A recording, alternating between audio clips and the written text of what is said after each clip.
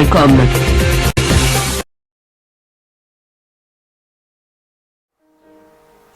Bonjour ou bonsoir et bienvenue dans votre émission Les Merveilles de la Vérité. C'est Patty Anzambe Queenpi. Je suis heureuse aujourd'hui de vous retrouver une fois de plus sur les plateaux de congosynthèse.com, toleka.net. En tout cas, je remercie Dieu pour la grâce qu'il nous donne encore aujourd'hui d'être en vie, que son nom soit élevé.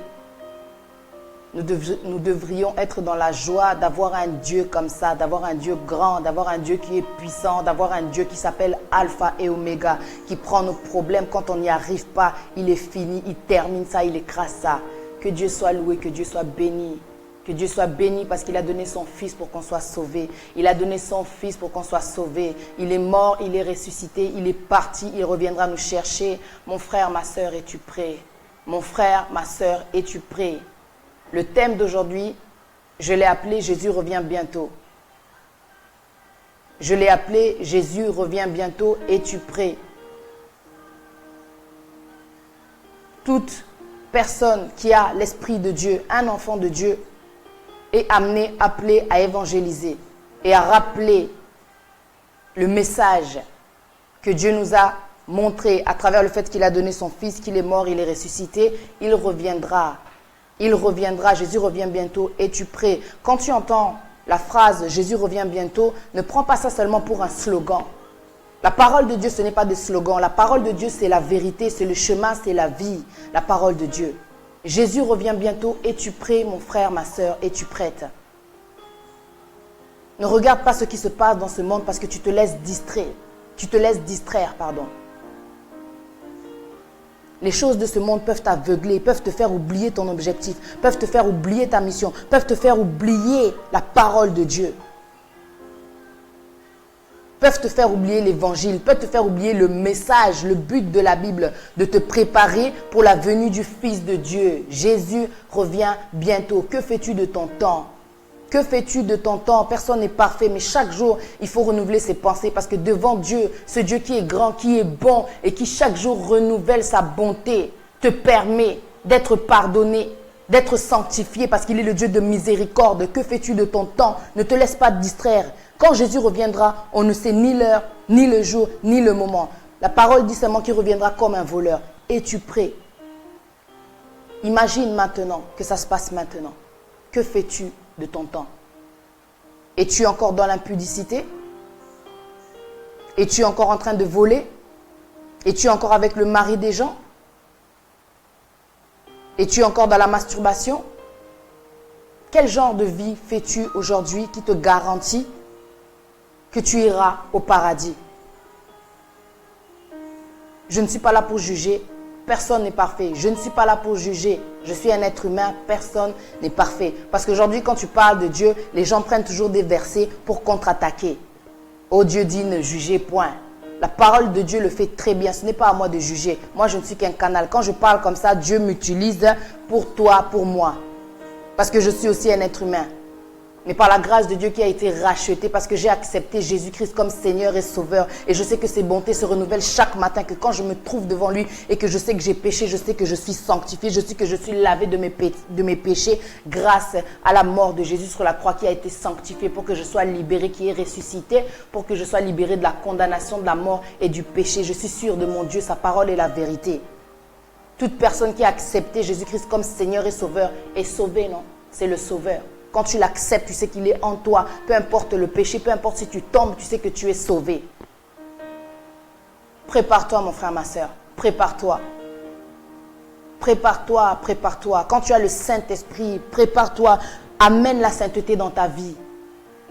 Reste concentré, ne te distrais pas. On est des êtres humains, on vit dans une terre, on vit sur une planète qui peut tout de suite, qui peut nous distraire par rapport aux problèmes, par rapport aux vies qu'on a dans cette société, par rapport au travail, ce qu'on rencontre aussi au travail, par rapport à ce qui se passe dans la famille. Il y a tellement de choses qui peuvent nous distraire de cet objectif, de cette chose que Dieu veut nous rappeler, que Jésus revient bientôt.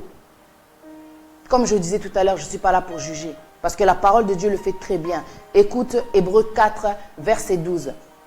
Hébreux 4, verset 12. Car la parole de Dieu est vivante et efficace, plus tranchante qu'une épée à double tranchant, pénétrante jusqu'à partager âme et esprit, jointure et moelle.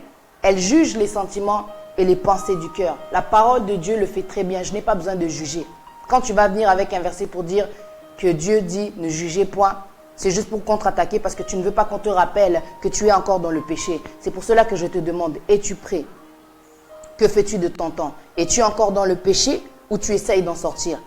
Es-tu encore dans le péché ou es-tu encore dedans? Mon frère, ma soeur, dans la vie, quand tu veux que les choses changent, tu prends des décisions. La parole de Dieu, ce n'est pas des slogans. La parole de Dieu, c'est la vérité. Elle se pratique pour sentir un changement. Elle se pratique. Tu as oublié, tu es enfant de Dieu, tu as complètement oublié que la parole de Dieu te rappelle que Jésus revient bientôt. Es-tu prêt, es-tu prête? Tu es rentré dans une vie de distraction, mais tu vas toujours à l'église et tu oublies que le Fils de Dieu est parti, mais qu'il y aura le jour de l'enlèvement. Le jour de l'enlèvement, que va-t-il se passer? Que va-t-il se passer? D'autres personnes seront enlevées, d'autres personnes vont rester. Es-tu sûr de toi? Es-tu sûr que tu seras parti ou est-ce que tu seras encore là? C'est pour cela que je te demande, est-ce que tu essayes de changer, de t'approcher de la sainteté, d'essayer de modifier ton comportement? Tu sais, l'obéissance, c'est ce qui te rapproche de Dieu. Plus tu t'éloignes du monde, plus tu t'approches de Dieu. Plus tu t'éloignes de la parole de Dieu et plus tu restes dans le monde. Et quand tu restes dans le monde, ça veut dire que tu es encore dans la distraction. Et quand Jésus reviendra, dans quelle position tu seras? Sois sûr que tu resteras si tu es encore dans le monde. Aujourd'hui, les gens ont pris à la légère cette parole-là. Tu sais très bien que la parole de Dieu, c'est la vérité. Parce que tout ce qu'il a fait dans ta vie, il a réalisé. Pourquoi il ne va pas accomplir cette parole-là? Ça fait des années, des siècles qu'on dit que Jésus revient. Les gens se sont fatigués. Ils prennent ça à la légère. Jésus revient bientôt, prépare-toi parce que tu ne connais ni l'heure ni le jour. Personne n'a la montre de Dieu. Pour Dieu, 1000 ans, ça peut être un jour. On ne connaît pas quand est-ce que Jésus va revenir. Tu dois te préparer. Te préparer, c'est toujours vivre dans l'obéissance, c'est toujours vivre dans la sainteté. C'est faire en sorte d'être exemplaire devant Dieu. C'est de se rattacher à la vie que Jésus avait. Parce que Jésus était exemplaire. Il nous a montré qu'en étant sur cette terre, il peut vaincre la tentation. En étant sur cette terre, il a vaincu l'impudicité. En étant sur cette terre, il a vaincu toute chose que le diable a pu mettre devant lui, la persécution. Il a vaincu toute chose, humiliation sur la croix. Il a vaincu parce qu'il était connecté à son Père par les prières. Il était connecté à son Père.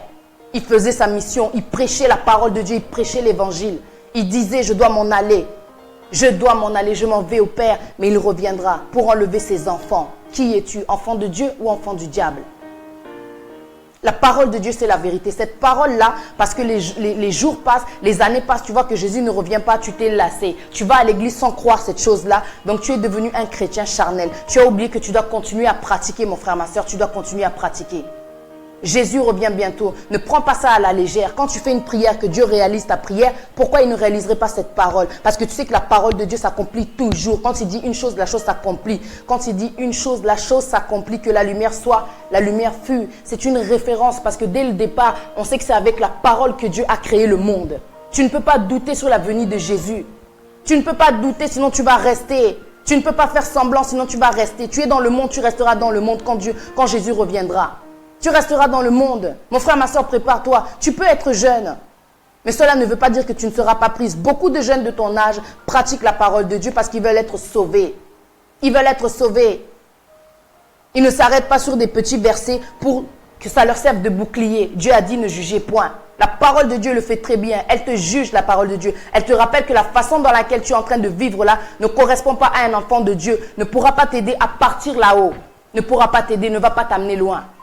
Parce que tout ce qui se passe sur cette terre est éphémère. Il y a un temps pour tout. Il y a un temps pour tout dans cette vie. On vit, on meurt. Mais après la mort, nous tous, on va devoir être jugés. On va devoir être jugés pour tout ce que l'on fait. Que le mode de vie dans lequel tu es ne te mente pas. Ne te mente pas. Il y a un temps pour tout. Il y aura ce temps-là où tu seras jugé par rapport à ce que tu fais. Tu n'es pas un enfant de Dieu, tu ne connais pas encore Dieu, tu ne crois pas en Jésus. Il n'est jamais trop tard pour l'accepter. Il n'est jamais trop tard pour l'accepter. Tu te mets à genoux, tu pries. Jésus, je veux te connaître.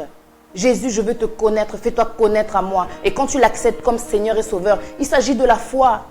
Là, je parle de foi. Pour vivre, pour pouvoir parler comme je parle, il faut avoir la foi. Il faut avoir la conviction pour sentir les choses, pour voir les choses. Il faut croire. Il faut croire. Si tu ne crois pas, tu ne verras pas et tu resteras là. Mais tu seras jugé à la fin. Et tu iras en enfer pour dire la vérité. Ce qui est bizarre, c'est que les gens ont conscience. Ils savent qu'il y a l'enfer, ils savent qu'il y a le paradis, mais ils ne changent pas leur façon d'être. Ils ne veulent pas changer leur vie. Ils ne veulent pas changer leur conception. Ils ne veulent pas que la situation change. Ils veulent que ça reste comme ça. Comment ça, toi, tu connais la parole de Dieu, mais tu vis encore dans l'impudicité? C'est l'obéissance qui va t'amener vers, vers le paradis, vers la vie éternelle. Jésus va revenir. Où est-ce que tu seras? Tu n'as pas souci de ta vie, de cette vie qu'il y aura là-haut. Dieu nous dit que là-haut, il n'y a pas de souffrance, il n'y a pas de douleur. Que fais-tu de ton temps? Travaille pour que là-haut, tu puisses bénéficier de cette vie-là que Dieu nous promet. Aujourd'hui, tu te distrais, tu te laisses aller à cause de tes problèmes, tu te décourages. Mais la parole de Dieu reste la même. Jésus revient bientôt. Être jeune n'excuse pas tout. Être jeune ne veut pas dire que tu ne dois pas croire à la parole de Dieu, que ce n'est pas pour toi. Jésus était jeune quand il a commencé son ministère.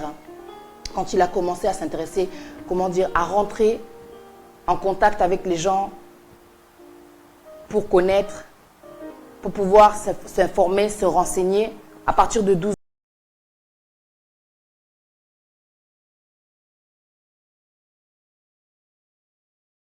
il a commencé